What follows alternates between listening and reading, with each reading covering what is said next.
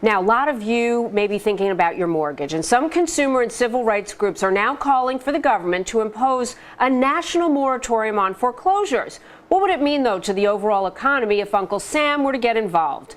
Joining us now, the author of The Power of Pain, Rick DeSalvo of Rick DeSalvo Consulting. Rick, great to see you. Thanks for coming in. Great to be here. So for some people, it could be good news that the foreclosure that might be in process might be stalled. One bank, Bank of America, the biggest, is doing it voluntarily. Should the government get involved? Is this a good move? It's not a one-word answer. It depends, okay? We give you more than one Okay, word. good. This is a chance for the government actually to do what's best for our country, not necessarily what's most popular. What I mean by that is, we know, to your point, there's toxic assets out there called foreclosures and bad mortgages. We understand that. And frankly, we need to get them off the books. Now, if there is a delay, like we talked about, and there's a pause, the good news is some people will have a reprieve and will pay back those mortgages. Great news. However, many of those will never be paid back. And that's where you have a lot of the problems are happening. The government now wants to put this stop, which frankly really shouldn't be stopped. If you can't pay your mortgage, you shouldn't be in the home.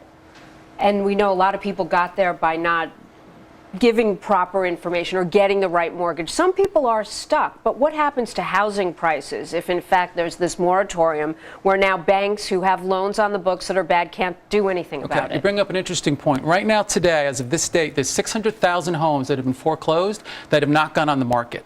And the reason they haven't is because they don't want to, quote, flood the market and depress the prices.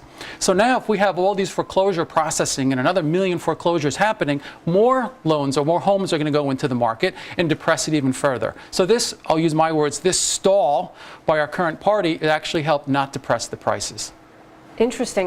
When I see the stock market go above 11,000, which it did at the end of the week, but we know that banking stocks could take a hit. That's right. If in fact they're stuck with these bad loans. What happens? Should we be concerned on Monday? You should. Remember, the 11,000, let's be specific what it is. It's 30 companies of the Dow Industrials. That's all it really is. But the financials actually went down because of this. And this is part of the reason. And I will tell you that if there's actually a bill in the Senate right now that if Obama decides to veto this bill, which actually would lower the threshold to make the foreclosures easier to happen, if he vetoes that bill, technically it's called a pocket veto, if he does, you will see the financials drop even more. That was 3808. I was reading about it. Yes, it was. HR 3808. That's something you're in favor of. Tell us why. Yes, because what it actually does is, as I said, lower the threshold for the financial companies not to have all the 300 pages of documents and the right kind of silly example, but true. You have to have actual real signatures versus computer signatures. Think of the labor-intensive work that has to happen.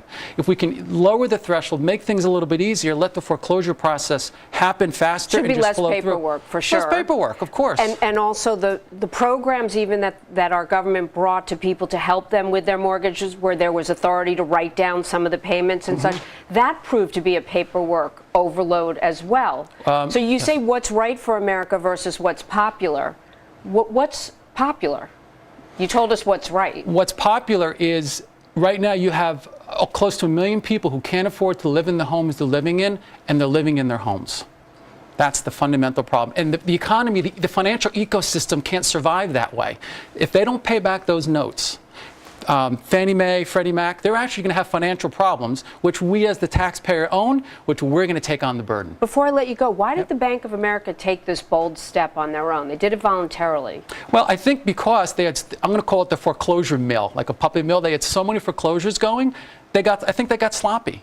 They got sloppy with the paperwork, and I think they, like robots, they just signed things. Take a pause. Let's find out if we are making mistakes, fix the mistakes, and then get back to processing. All right. It's a big story. It affects so many millions of Americans. Rick DeSalvo, nice to see you, and good luck with the book. Thank you very much.